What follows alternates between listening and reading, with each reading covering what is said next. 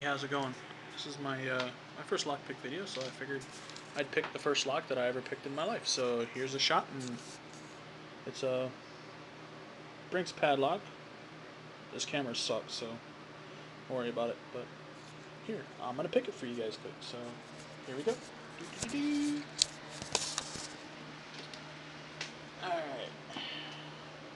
This is a security padlock, and it's got a couple spools in it, but it's not actually a bad pick. It's pretty simple. Get it to a false set, and then usually pops open in about 3 or 4 seconds, if my pick decides to cooperate with me today.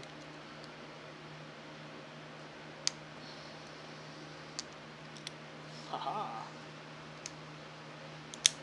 And once more, just for shits and giggles.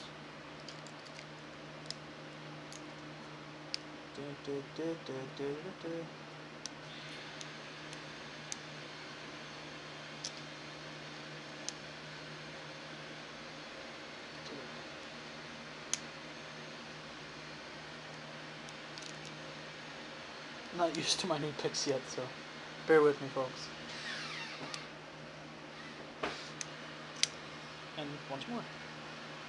Alright, that's how I picked my first Brinks padlock.